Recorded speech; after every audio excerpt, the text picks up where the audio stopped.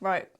I don't want to sound silly, but is it archivist or archivist? Archivist, yeah. Archivist, yeah. okay. I wasn't sure how you pronounce it. What does a typical day look like for you? So, what does a typical day look like? It's a mixture, I suppose, of behind the scenes kind of processing work, dealing with documents, and then the side of the job that's kind of more dealing with people. And the people will be colleagues, so we're part of a heritage department, which includes outreach, education, as well as a librarian. And then there's our kind of user community, so that might be academic researchers, students, our own colleagues, like the stonemasons here, for example, will use our materials like for kind of repair projects that they're working on. It's a kind of whole range of people of all different age groups who come. We also do a lot of kind of events, which is from quite small bespoke events up to quite big ones. We do a lot of pop-up exhibitions on all sorts of subjects relating to the collections here. We do kind of talks and workshops. There's a lot of preparation for that, or hosting that as well. And then we have volunteers who come and help us with a lot of our tasks. So it's kind of managing their programme, working with them.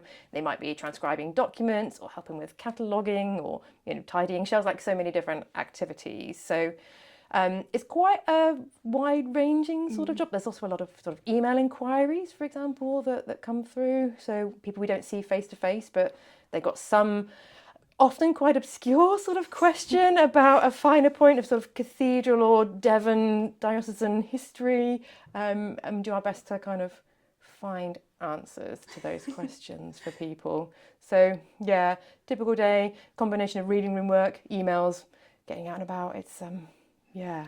What kind of questions would you receive? Right. So what are some recent examples that we've had? Well, there's someone actually who sometimes we can't directly help them. Someone is inquiring after some parish records for a particular small town in Devon. It's actually helping them to signpost to where they need to go to get those resources. We also have really specific questions about maybe a small sculpture inside the cathedral, like what's the origins of that wood carving, or why is there a seagull carved on the outside of the cathedral? What's the origin of that story?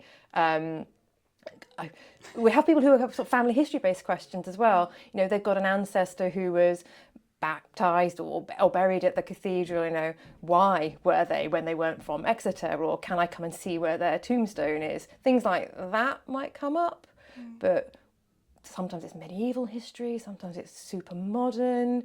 It really goes anywhere and it's very unpredictable. Definitely. Where would you even find the answers for these questions? So some of it's easy. I've been here for 15 years now, and some of it is that certain questions do come up more than once. You're like, excellent, I've already thought about it. Sometimes there's a lot of head scratching. I'm like, okay, so they're asking maybe for an architectural based question in the 18th century. Okay, so I've got records to do with maintaining the fabric of the cathedral from that period. If I go to that account book, will I find something?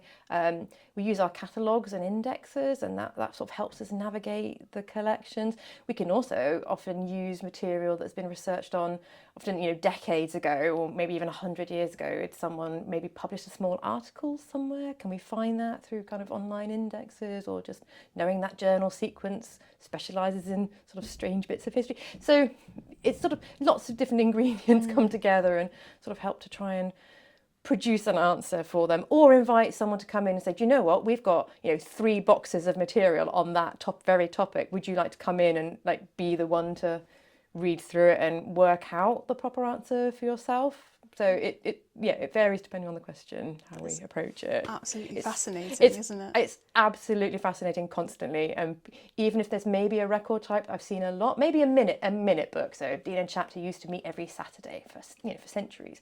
I know there's this record type, but someone asks a question and I look at it in a completely different way, or I'm looking at a map showing something, but they want to see this other building that I've never really noticed on the map before, because I've never looked for that. And you look at things back to front and upside down, because everyone's got a different kind of perspective or interest. So yeah, there's never a chance to get bored in this job. It's amazing. I love that. It's cool. I like how the stones. Yeah, the stonemasons. Yeah, so there's a get team involved. of masons who work at the cathedral, and they're the ones who, you know, just repairing all the stonework, making sure it, you know, it's structurally safe. Or they sometimes commission to carve new pieces on specific themes. They also maintain some of the sort of monuments and things inside the building. And at the moment, a large part of the sort of scaffolding on the cathedral is in I guess, an area that most visitors don't really see. So they think, oh, it's finished. It's never finished. The work of a stonemason, kind of repairing the fabric of the cathedral, is never done at all. No. There's always more than he's doing. It's ancient. You know, the oldest parts of the building are from the 12th century. Wow. So, yeah, we're indebted to our current generation and all those that went before for building it and then maintaining it. And in our small way, kind of through the library and archives, we try and provide materials for them. And complementary to that is the archaeologists as well, who are kind of helping to understand how the structures work and evolution of the site. So, yeah. You would find kind of like records, maybe like designs as well? Would you So find from the designs? earliest phases of the building, we don't have sort of drawings. Amazing if we had drawings, but actually we do have an incredible set of medieval fabric records, and they're called fabric not because they're made of textile. Yeah. They're actually written on parchment, great rolls. Sometimes they're taller than me. I'm 5'10". You know, some of them are longer than that and about, you know, a ruler's width. But they're annual accounts for the construction of the cathedral from the late 13th and into the sort of 14th, 15th century. So you can literally see how many nails they made or bought, or, you know, what the wages of the people working in the quarry were, and the amount of oats that were needed to feed the horses who were the ones who were carrying the materials. So we can't see the design, but we've got the structure and we can understand a lot of the processes from those original. That's incredible. Which is extraordinary to have that. Are they here? They're here, yeah. There's more than Really? 100 of them. Is it open to the general public? So yeah, so we're open to the public, except for kind of security and preservation. The documents themselves are kept in a sort of secure area. So, but anybody's welcome to book some time. In the room where we're sitting now, it's called our reading room, and we have people who are doing really in-depth scholarly analysis, but we also have people who just want to come and see something because they're interested. So yeah, unless something is physically too fragile for us to feel like we could bring it out for consultation, people can come and they would be allowed to see an original, you know, 13th century fabric record, or even a 11th century Saxon charter. You know, we have those things here, as well as much more modern materials too, because a cathedral is an ancient foundation.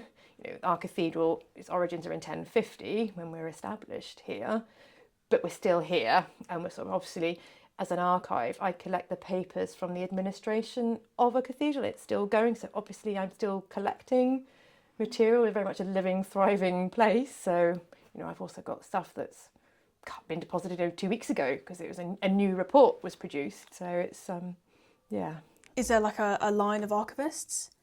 Yeah. So the modern history of archives here is, I would say, starts in the 1950s. Someone called Audrey Erskine, and she was a medievalist, and she taught medieval history at the university and various other things. She was an archivist, also part of the library team. She was here from the 50s to the mid 1980s. Then we had Angela Doughty. She was here 80s to 2011, which is when I started. So there's been kind of three of us for the 20th into 21st century. Prior to that, there was sometimes a chapter canon, one of the clergy who was sort of honorary archivist, or worked with someone called the chapter clerk, who's the sort of principal administrator, to kind of look after the staff. And I guess they start 19th century, maybe late 19th century, using that kind of title. But obviously we've only got the stuff to look after now because other people were caring for things. And often they were classified as something called muniments, which is a term really for kind of property and legal records that you keep in a special room to make sure they're available for you to, like, I don't know, as legal evidence, or, you know, that kind of stuff. But I think a modern model of archiving is sort of a mid-20th century thing, and there's been three of us doing that. That's incredible. Do you feel? I would feel honoured if it was just, you know, me and two other people. Yes, yeah, absolutely. Like, that's incredible. We work closely with our library colleagues as well, and so that's got a sort of longer history of use of the term librarian. I think the oldest named one is, I think he was the 14th, 15th century. I think his name was Richard Horrig, and there's like a named person as librarian. But we've got records got records in the archives of kind of the phases of building of the library. So we kind of like, the archives are sort of secretly there, protecting everything that everyone else is is doing and creating. But we're all about, looking after information and helping people kind of access it in different ways. Definitely. But yeah, it is strange that since the 1950s to just be the third one in your job is good. Yeah. What first drew you to working in archives? So I'd always kind of been interested in sort of in history, but in a more kind of relaxed way. So I'm from a family we used to quite like going on day trips, and you go and look at whatever the local historical feature is. My mother had been a history teacher, classics teacher as well. So it was kind of there in the background. I didn't really think about it. And then when it came to choosing to go to university, I studied archaeology thinking, oh, there's kind of history with a bit of geography and a bit of practical stuff. And I like the doing, because I hadn't done history at school, even like after year 9. Do that. And then I thought, heritage, I'm kind of interested in that.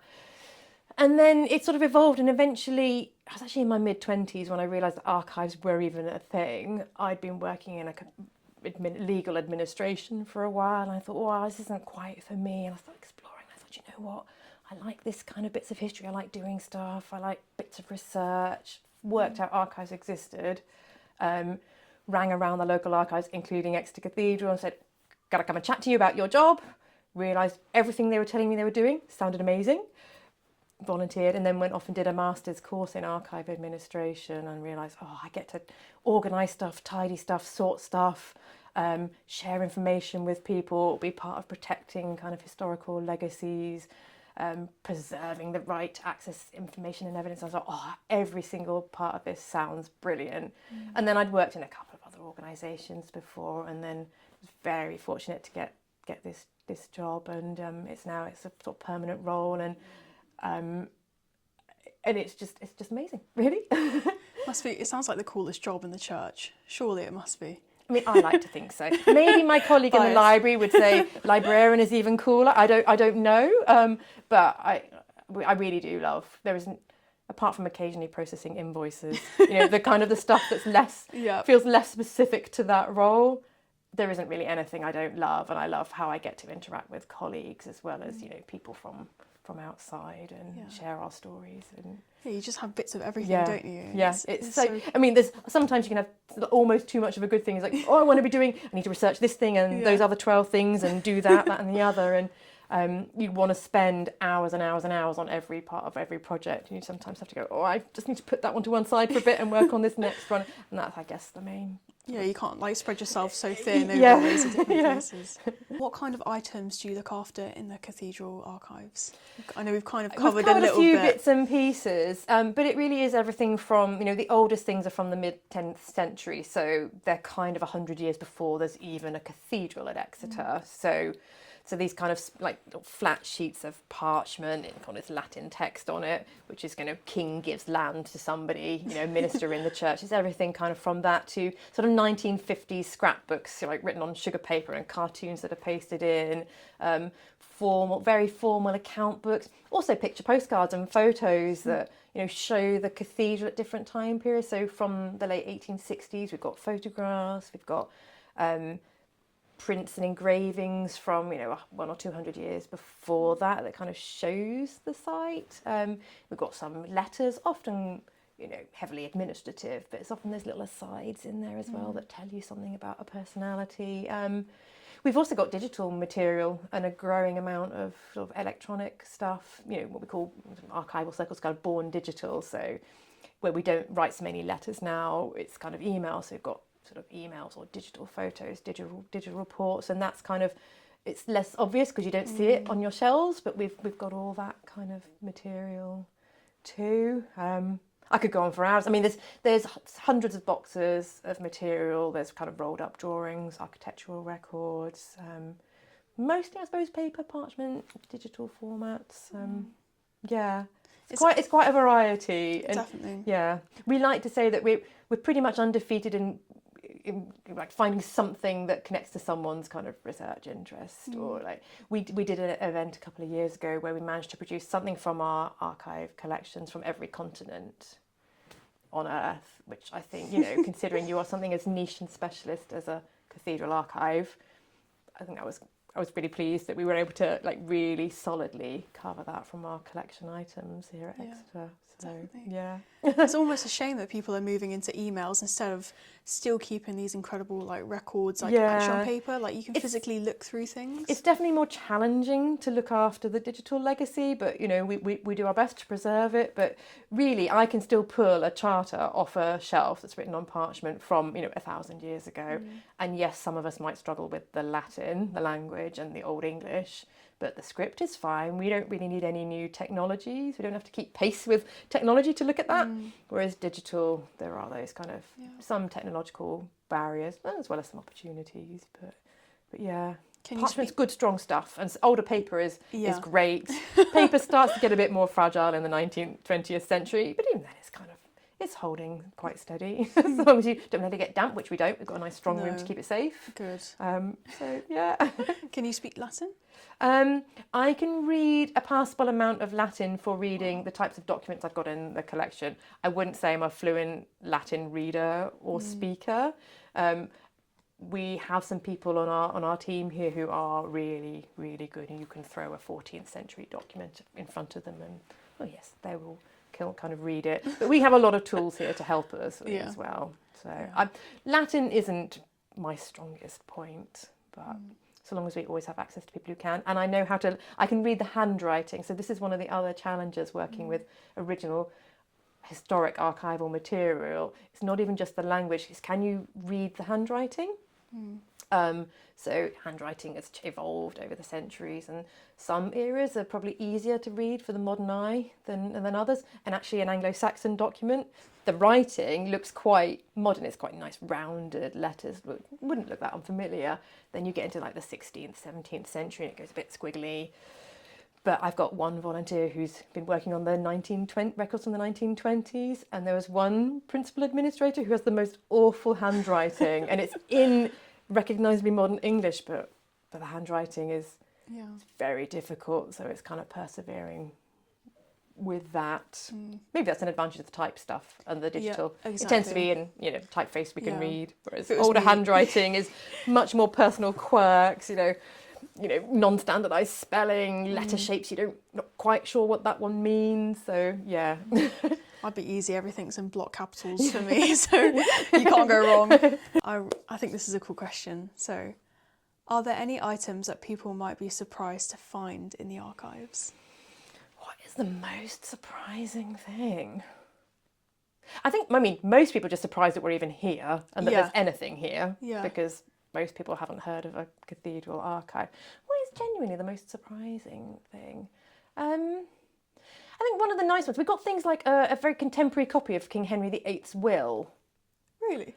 Yeah, so nothing directly to do with Exeter, not really to do with cathedral, but he's of all the kings and queens of England, he's probably one of the most famous. Absolutely. Well, it came to us as a gift from our canon chancellor, so one of the senior clergy at the cathedral in the late 19th century. He'd given it to us. So his name was Harrington, and there was a John Harrington in the court of Elizabeth I, so daughter of Henry VIII. She had evidently given him this copy of her father's will, and then through some vague, probably family connection, Harrington to Harrington down the generations, it was given to us here, because as well as our own formal records of the cathedral, we have papers that are given to us by deans or members of the chapter here. So that's kind of an odd one. And there aren't many surviving draft copies of Henry VIII's will. And so, yeah, I think that would count as a surprise, I imagine. What does it say? So there's quite a sort of well-documented controversy around Henry's will, partly around did he sign it, was he coerced into making changes to the thing. So he starts off by commending his soul to God, as standard wills often did, and looking for to discharge any debts that he may have incurred, and approve a proper place for his good Christian burial, which he wanted to be with Lady Jane, his kind of favourite wife, I suppose, in Windsor. But then it's setting down, and the key thing about it is about the succession. Who is allowed to inherit the throne? What happens if I've got this son and he lives, then this. If I have a son and he dies, then which of my other children might inherit it? And so it's all this stuff about setting down who would take control of the throne, the crown, after Henry's Henry's death. And there was all sorts of accusations about Protestants versus Catholics, all this kind of complicated mid-16th century stuff. And it's all that. And it's only a sort of, I think it's about 7 pages, this will, in it. But it's quite densely packed writing with a lot of detail. Did he say that he wanted Elizabeth to be queen? She is in there. Okay. But there's a whole lot of other layers of kind of possible successions through other branches of the family and various things. Before her, or? Well, it would be her son, his son first, so Yes, Edward, you know. yes. But yes, she and Mary are named in the will. I'd be very angry if it was me and my father said, maybe not Mia, maybe some other distant male figures. Well, this whole thing about primogeniture and inheritance of the crown, isn't it? So I think that's probably a surprise. We do have a couple of objects as well. So archivists typically document, so it's usually like written things on paper, parchment, but there's an object that's actually just gone into one of our new exhibition spaces, and it's a little piece of carved stone. It's about just less than sort of a handspan really, and it was carved in the early 1950s from rubble that arose from the bombing of the cathedral in 1942, and it was carved by one of our stonemasons at the time in the shape of a little Bible. So it's got a sort of red cross on it. It's sort of like a slightly splayed kind of book form, and it's on the back of it says the cathedral. But it comes with a little note that explains this process of rebuilding part of a damaged cathedral in really quite beautiful, like emotive terms from one of the people who was one of the craftspeople involved in that work, and that's quite a nice thing. And for me personally, it was one of the first objects that arrived when I started in the job, and then to see it now having a kind of a public space where more people can see it is quite nice. So there are a handful of kind of objects and things that make their way in, as well as documents in a traditional form. Do you restore anything? So we personally don't on site restore things, and we have a fairly minimal approach to conservation. So there's kind of related things called like preservation, so trying to prevent sort of damage happening, and conservation, which might have interventions. We work with the conservators through the South West Heritage Trust usually, and maybe other specialists if something is in a really bad condition and needs a bit of stabilisation. But often, I think you see some of the books perhaps behind us, maybe there aren't so many here. Oh, here's one that has sort of tapes on them. So in some of the bound volumes where there's maybe a vulnerable binding, one of our first lines of defence is literally put some tape on it, keep it intact. It's an immediate visual clue that I'm a little bit fragile, be extra careful. And we put all our kind of archive material into special cardboard folders and boxes, because believe it or not, there are these properties attached to kind of papers and cardboards. We look for acid-free, pH neutral, that's going to give a little buffer zone to a document, keep it nice and sort of safe and sturdy, put it in a box, creates a lovely little microclimate, helps to protect it. So that's the sort of stuff. We take away rusty pins or paper clips that that rust acid will burn into the document. We might take that off, but occasionally we do need more serious intervention from someone. Maybe something's got some really historic damp damage and the paper's kind of crumbled a bit, and then there are amazing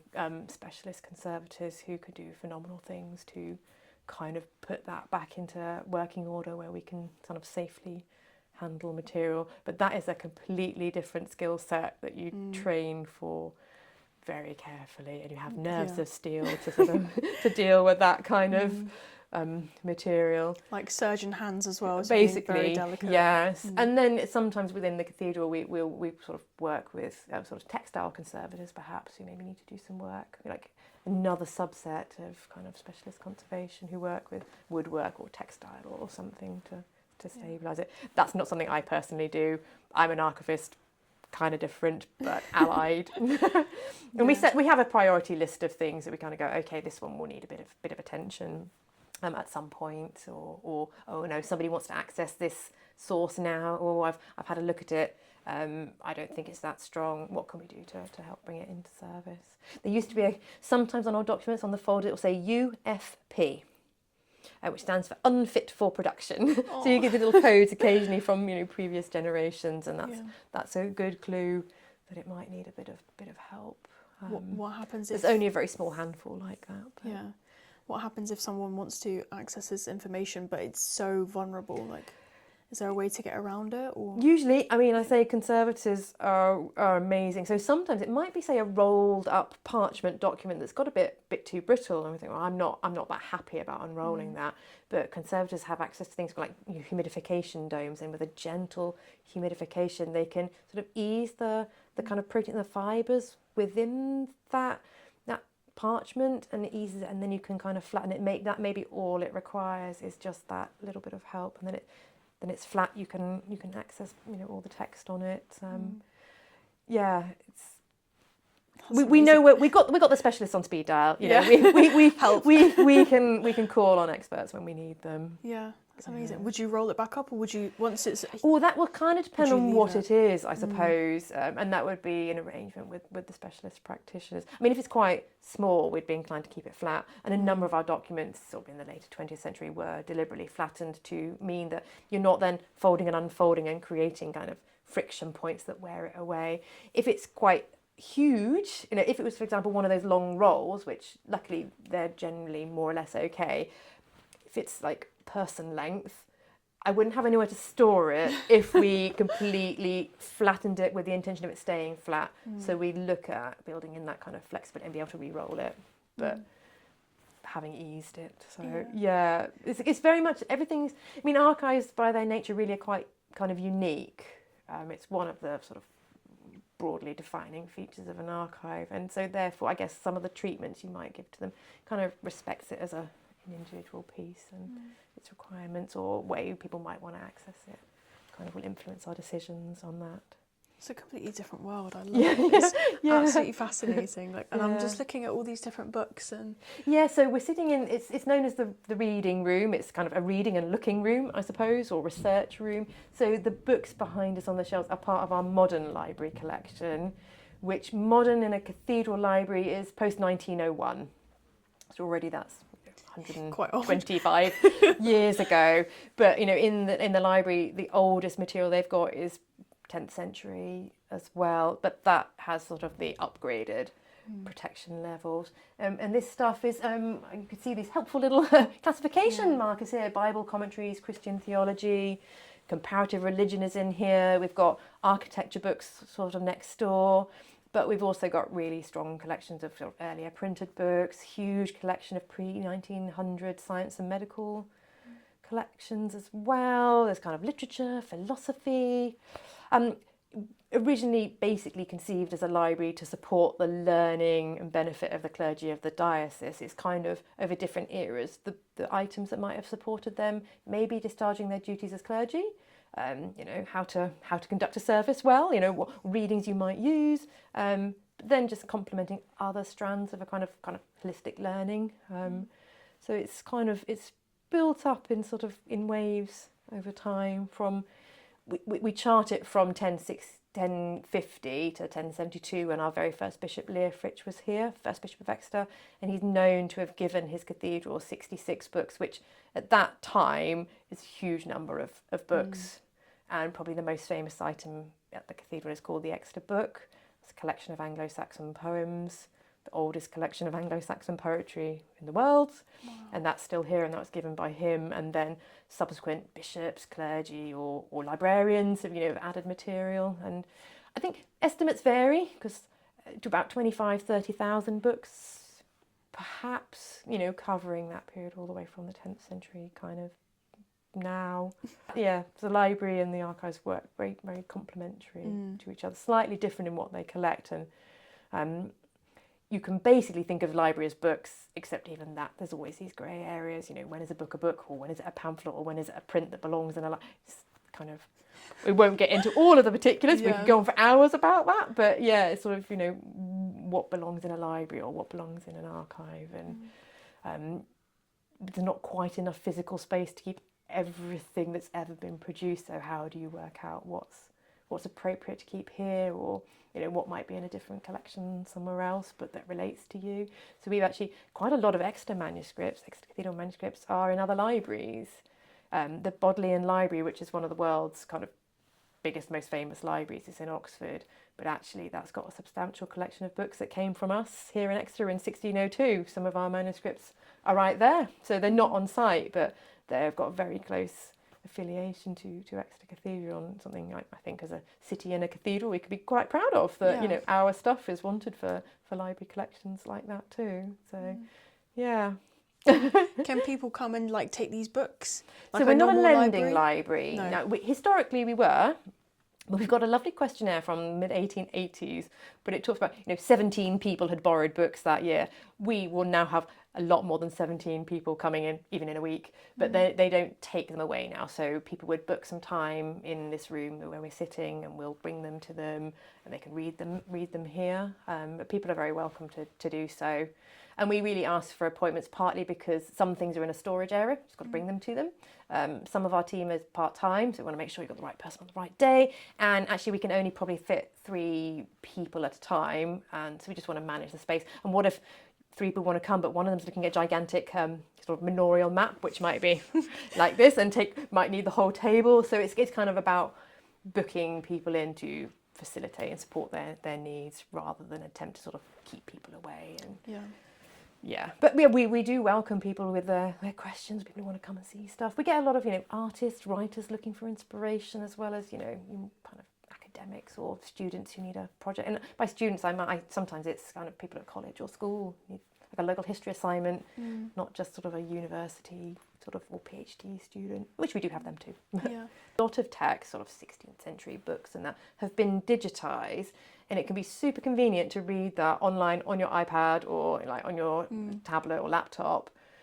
But it is a totally different experience to be able to come to a sort of a rare book library like us and maybe see it and realise it's only that big, or actually it's this big, or there's often little annotations unique to an individual copy. So you see the one that's digitised by some other organisation, but the one here at our library or in another one, there's like marks from use from individuals, and that can add so many new dimensions to your understanding of a text or like dissemination of information. But I mean, I work in an archive and rare book library, so I would say, yeah, seeing the real stuff is great. And in an age where I suppose where people are even more concerned about kind of authenticity and stuff, actually to have access to that can really kind of help support people's kind of confidence in a source as well.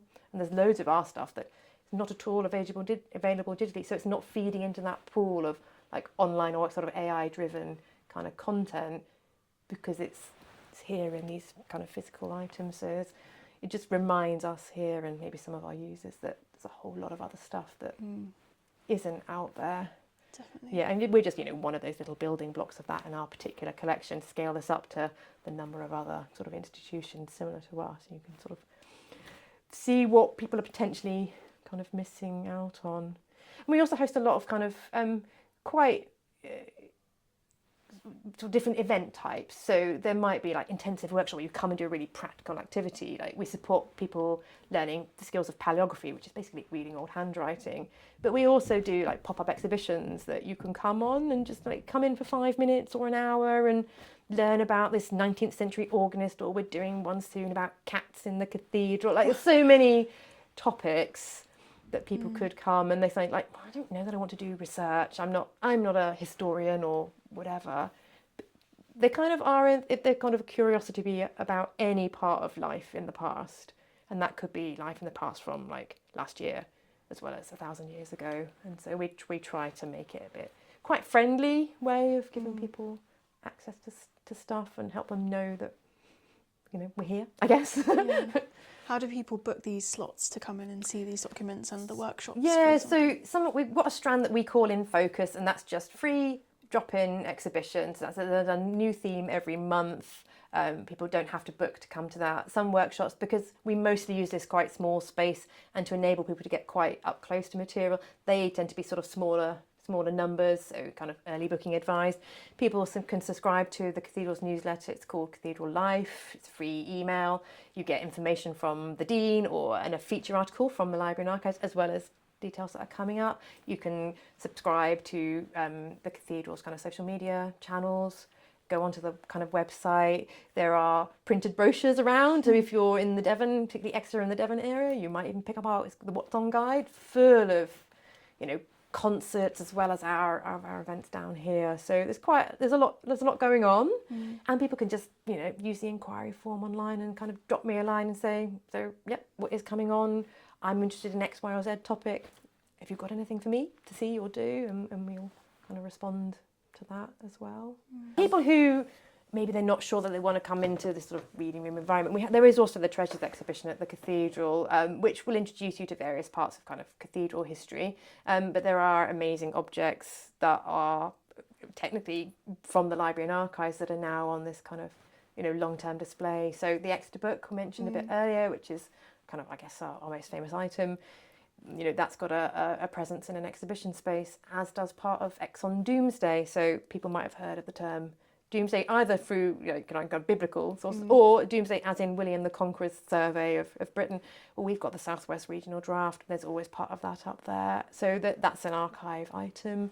The original foundation charter from 1050, recording our establishment as a cathedral and a diocese. That's just available for people to come to the exhibition alongside, like beautiful examples of medieval textile and stonework. I mean, all sorts of things up there. So there's a lot. There's secretly a lot going on down here. Yeah, there's a lot more than I thought. Yeah. Have you come across any items that changed or deepened your understanding of the cathedral's history? Oh, constantly. Yes. I probably can't think back to every single example, but every time you properly look at something, oh my God, it's reinforcing my understanding and learning. But there's some that are in kind of small ways. So myself and one of my volunteers, we've been doing some research on kind of women workers at the cathedral. So particularly in the sort of 18th, 19th century. And it surprises a lot of people to realise about, the female blacksmiths, plumbers, window glaziers, even the vergers, things like that. So roles that maybe in the 20th century were not that often, carried out by women. But we have this well-documented era where they were there. And we're doing this research, and there's a little sort of set of letters that's not catalogued very well. So it's applications for particular jobs. Well, that's great. And we thought, well, these people were employed at this time. I wonder if we've got anything more. So we kind of went into those letters and realised just how much extraordinary information is within them. So now we're recataloguing the whole set, pulling out full names of people, exactly what their roles were. It might describe what the job of a verger was at a particular era. And we found a lovely one just this week. He'd been mistranscribed. His surname was wrong. So if anyone had ever tried to find it, they'd have been looking, well, he was down as John Horton, but we know now it's definitely John Hinton. So it's a small thing, but we've got his name, and then there's a letter in his own handwriting, and it's from the 1820s, and you can really hear his sort of Exeter kind of dialect terms and just the way the spellings are, and you kind of, it really makes him feel like a person. And there's one letter that's really strong in my mind because we only really properly rediscovered it, got to know this letter really well this week. He's 83, he's been doing this job for a number of years, but he's walking so far, he's wearing through his shoes. Can he get some more shoe leather? And he's just got this turn of phrase about, he talks about his particulars, but it's Pertickler, so like tickler, like they're being tickled. It's just, there's something so wonderful about hearing it in a voice as they might have spoken it, as opposed to like standardised English. And just in that really tiny example, like I understand this person who had a role here as, bellows blower, keeping the organ playing, but I've got his name, I've got his wife's name, I've got their ages, I've got a little bit of their background, and all the time on so many documents you can kind of get that amount of tiny detail that you didn't really expect to find, and sort of humanises the whole place, because you can think of a cathedral as a big building, but a cathedral is also its people, the ones who build it, maintain it, work here, visit here, worship here, and it's all adding to that kind of story. Yeah. If you were to ask me tomorrow or next week, I might well have another fresh example in my mind, but yeah, that one's a sort of strong one at the moment. That's really special. Yeah. Because I suppose when he wrote it, he would not have imagined the people reading it today and then me asking you for a document about it. Like, it's just so crazy. And then, we have this process where we put things into our online catalogues as well as our on-site catalogues, and it means that people, out there could search, and maybe there's somebody watching who's got that surname. It's like, oh, did they have any relatives in Exeter? Could this be one of their relatives, they'd have never known that probably had we not gone through this process of looking at it, distilling the information and then kind of making it available. I think that's a teeny tiny example, and there are thousands more. Are there any stories hidden in the archives that you feel people should know more about? That's probably a big one as well. Ooh. There probably are. I suppose there's kind of big stories and sort of small stories. I suppose one strand is just, understanding sort of how a cathedral is operated, what they are, what they're for, what they do, and how they work, and how they've continually evolved. Not just a physical space, but, kind of all the many things that cathedrals have done and kind of do. And so much of that is kind of recorded in our own archives, as places of worship, places of kind of shared kind of celebration, sorrow, but of technical, craftsmanship, and but it's also kind of just full of administrators and people who've kept accounts, and it really kind of solidifies for me sort of just a whole understanding of a cathedral. You could look at a tiny architectural feature and understand that, but you can think about it as a whole, continuous sort of long legacy of all these people and functions kind of coming together and keeping it as a thriving place for how many years now? If we're founded in 1050, that's a lot of years.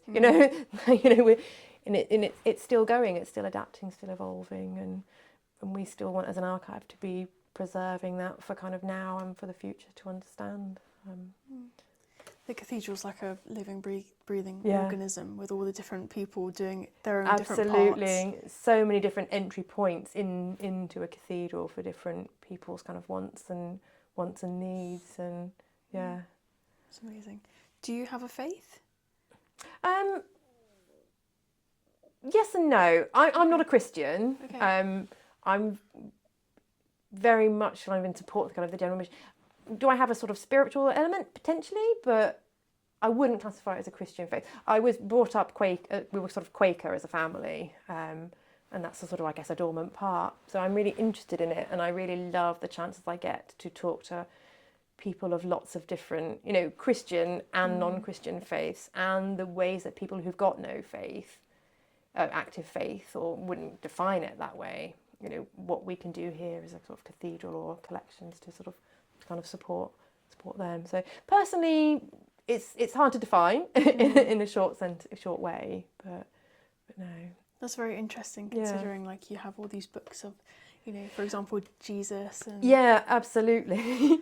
But then in my some of my other jobs, I was working with military records and things. I have no military or kind of army background, and part of the role of an archivist is to work with the materials in your care and protect it, share it, and build in understanding. It doesn't always have to mean you've got a lot of lived experience of that. I mean, I don't live in medieval times, so it's sort of like I'm protecting that and sharing it and trying to understand it, but I wasn't there. But as an archivist, you have the skills to sort of work with that material and sort of support understanding of it. But to me, it's like that. I wasn't there at any of those times, but I could still try and work with it, understand it, and just basically file it, describe it, and understand. Do you ever feel a spiritual or emotional connection when handling certain historical items? You get a lot of goosebumps moments about all sorts of things. You just kind of go, oh my goodness, that's here. We can really hold that, handle that.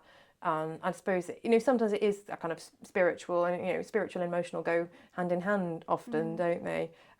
But for me, I think it's often just about feeling that real connection to people of all kind of, all types of experience, and like, oh, they made that, or so we've got, I think we mentioned earlier on about these fabric records about the building of it, and I'm like, sometimes we've done displays in the cathedral and I'm literally standing next to the piece of stone that is recorded in that object, and you can take it there and kind of go, this is the record that talks about them putting this thing here in this space that's still here for us today to see. Yeah.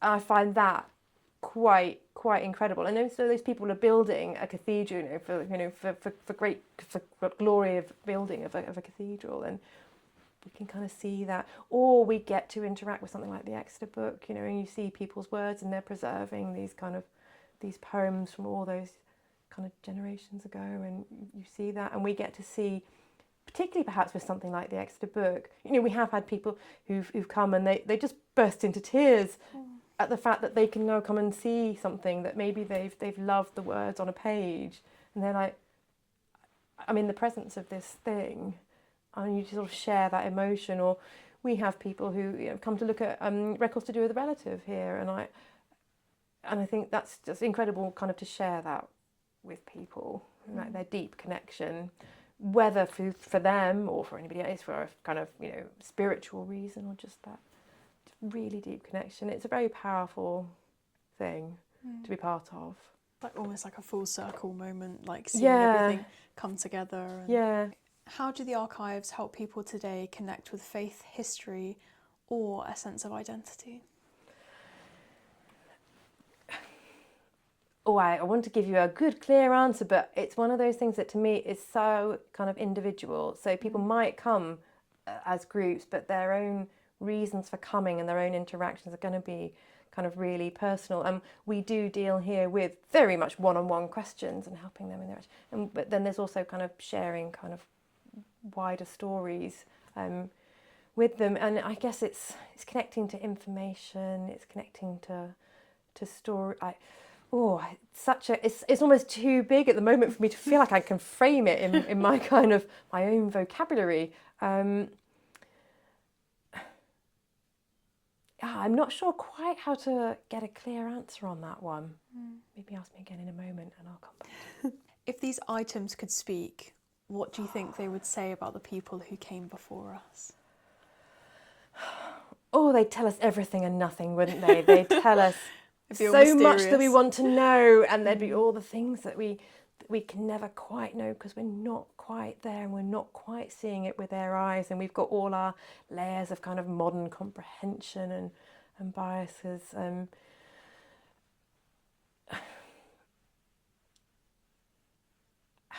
What would they say?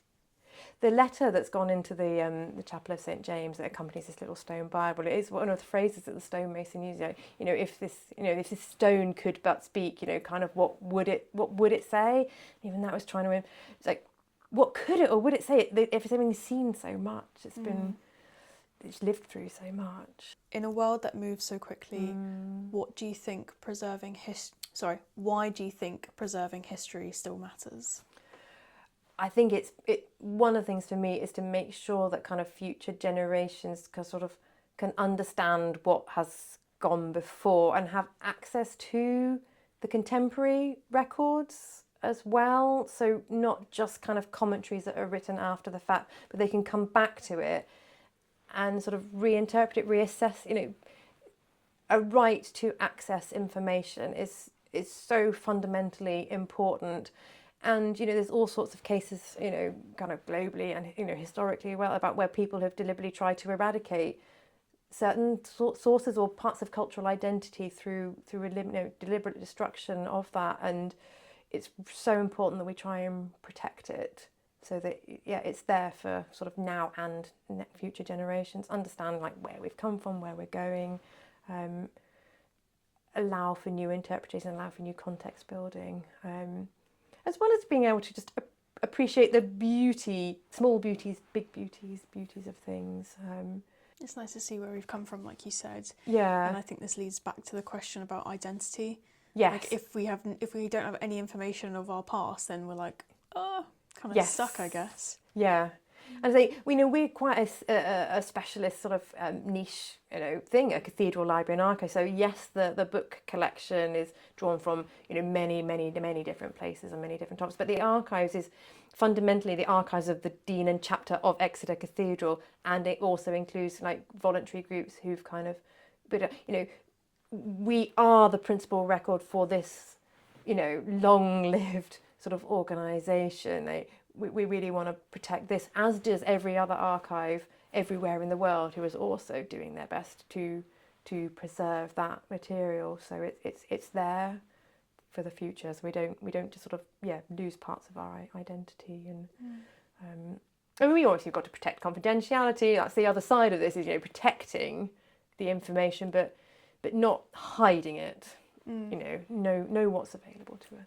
What's your favourite era that you've had access to, and why? I must say, I never get tired of the fact that we've got a really amazing collection of Anglo-Saxon charters, and just being able to say that you've got things from Saxon times from the 10th century that are just here is quite incredible. And that really did for me kind of foster I always kind of liked that time, you know, learn little bits about it. And, you know, a city like Exeter has got really important sort of Anglo-Saxon elements to its history. I was like, oh, but I can touch that and I really understand kind of through their own words. But then I really like that kind of 18th, 19th century stuff. And I think that's partly because it's a bit of an underdog. So if anyone thinks about a cathedral library and archives, they're inclined to remember the medieval part more. So see, the building is fundamentally medieval. It takes on a lot of its identity at that time. But I think I may have said before, we're still here, and I just find there's not been enough interest around that kind of sort of Georgian into then sort of Victorian sort of times, sort of with our material, and I do like that. And we did a lot of work on our 1920s records. It's, you know, a century ago. It's like, oh, it's a bit historical, but bring it to the more modern. And I do like that side of it. I feel like we're constantly uncovering things that maybe haven't been explored as much as some other eras. Why do you think that is, that they haven't been explored? Part of it's just, I guess, fashions and trends in sort of historical interest. I'm not quite sure all of the strands. I suppose if you're thinking of big church history, and we have things like, you know, the Reformation and things like that in the sort of 16th century, and we have huge events like, you know, the Civil War and Commonwealth era in the sort of 17th century, and then you get into the bits kind of afterwards, and maybe people feel, oh, there's not a great big war or whatever else happening at that time. But what is going on? What is affecting people's lives? What is a cathedral in that time period? And I guess record-wise, we get more letters and things like that as well. So you get a more personal tone in the evidence itself sometimes. Yes, I love that. And that's, yeah. Speaking to the real people, it just feels yeah, human, you know, everything we've got has been produced by people, but when you get stronger strands of personality coming through, I think there is something really exciting about that. I mean, there must be such bold characters if we're Sometimes. getting that from the letters hundreds of years later. Yeah. And sometimes there's formality of tone of voice and the way that people are communicating as well. And so when there is almost like a breath of relaxation in it, you know, oh, that's great, or a little bit of personal news in there on the side, or, you know, how's the wife? I don't know, it's just some of that. You're like, oh, you're not just a sort of business automaton, you know, you're a real person with those interactions. And Have you ever read anything that's made you laugh? Oh, regularly. Really? Yes. What kind of stuff? There is a letter, I can't remember, the 17th century, it's Canon Naylor, and he's writing about many different things, but including about a bill for his coffee supplier, because he's absolutely hooked on coffee, and he's almost saying, basically, you know, before you pay the rest of them, can you please settle the bill? I think it's Mr. Pierce. Can you please settle the bill with Mr. Pierce? Because it's absolutely essential for my health to go on that you pay my bill for coffee. I can't go on without my coffee. Wow. And I was just like, oh, it's quite relatable for many people. Yeah, and, definitely me. And also, it's you know, sort of 17th century kind of correspondence about coffee is it's quite nice. Because they tried to ban coffee all those years ago. I think they called it like the devil's drink or something. Yeah, there were, you know, people kind of getting together in salons and drinking, and just, I guess people liked it, but they can always feel the physical effects of a little bit of a caffeine boost. Yeah. And there are those who think it's like, you know, akin to drinking too much, perhaps, you know, alcohol. What's it going to do to you? Yeah. But Canon Naylor was a big fan. That is so funny. Is there a piece of archives that personally moved you or stayed with you? Which other ones have we had? There are some that probably have, but it might not. Some of them are kind of might be too sensitive topics for some people, without putting, like, because we've got some like from like things like family records of people perhaps where they've had a lot of loss of, like, you know, children, things like that, and you do feel that kind of thing quite acutely. But if we're ever, using that material and we're talking to people, there's all these kind of sensitivity warnings about it, to be aware of, various kind of triggers for different people. But you feel that, because that's, I suppose a lot of what I've told you is the kind of lighter side of it, but even in a collection like ours, there are those, deeply moving moments. There's, people having to request permission to bury their child in the cathedral, and you're like, oh, so sad. Always, that kind of thing always has been, always will be. And I suppose that's one of the things when you feel like you get to know people sometimes through the material, and then you read about the kind of the personal tragedies that have happened, or even sometimes connecting to a source, say about events around the Civil War or things like that, and you just come across a little reference to them, a soldier maimed in the conflict and how they're needing kind of aid, and you hit, or even somebody who was on the maintenance team, I think it was in the 18th century, and he'd been scolded by the lead and needed like the pension. And it's things like that you kind of go, the other side of people being real people is you just really sort of sympathise with what they might have been going through, and what the bigger struggles in their communities might be, as well as their kind of their own personal experience. And we have a lot of people who have a really spiritual connection to an object that is not directly a faith-based thing. It's almost like it's holding a piece of the past. It's spiritual in a different, not directly kind of faith-based way. It's a real privileged part of the work, actually, to experience that with other people, to see what they're feeling.